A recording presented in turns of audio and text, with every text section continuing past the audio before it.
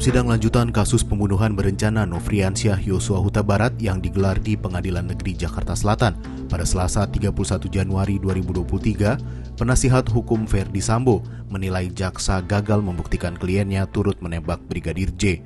Pasalnya hanya Richard Eliezer yang menyebut Sambo ikut menembak Nofriansyah. Penasihat hukum juga menyebut keterangan Richard adalah bagian dari rekayasa yang disusun penyidik. Dalam sidang yang dipimpin Hakim Wahyu Iman Santoso itu dibacakan duplik penasihat hukum Sambo atas replik jaksa. Dalam dupliknya, penasihat hukum menegaskan bahwa jaksa telah gagal membuktikan bahwa Sambo ikut menembak Nofriansyah.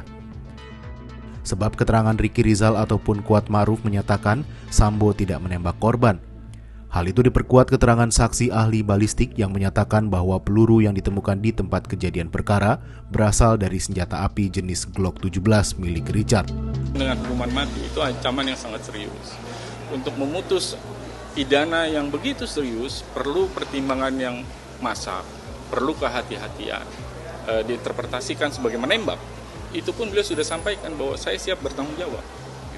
Itu dari sisi Pak Ferdy Sambo. Tetapi dari sisi kami, penasihat hukum, kami sampaikan tadi ada isu hukum, ada persoalan hukum. Apakah boleh seseorang pelaku dipidana yang tidak berdasarkan ketentuan atau pasal yang digunakan di dalam surat dakwaan? Itu masalah hukum. Sekali lagi tentu kita harapkan nanti biarlah majelis hakim yang mempertimbangkan dengan baik. Sekali lagi kita beri kesempatan lah supaya putusannya adil untuk semua. Kira-kira itu.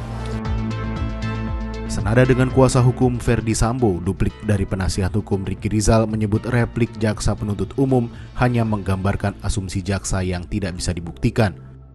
Atas dasar itu, penasihat hukum menilai jaksa ragu-ragu dan tidak bersungguh-sungguh dalam menuntut Ricky sebagai bagian dalam kasus pembunuhan berencana Nofriansyah Yosua Huta Barat. Penasihat hukum juga menegaskan bahwa Ricky tidak pernah tahu perencanaan pembunuhan Nofriansyah dan Ricky bukan bagian dari perencanaan tersebut.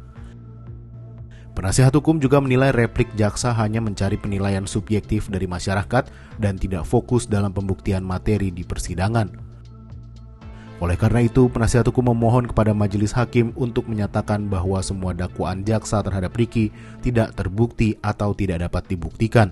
Selain itu, penasihat hukum memohon hakim membebaskan Ricky dari segala dakwaan atau melepaskan terdakwa dari segala tuntutan. Duplik itu adalah bantahan terhadap replik ya. Tapi repliknya sendiri kan tidak jelas juga selama ini.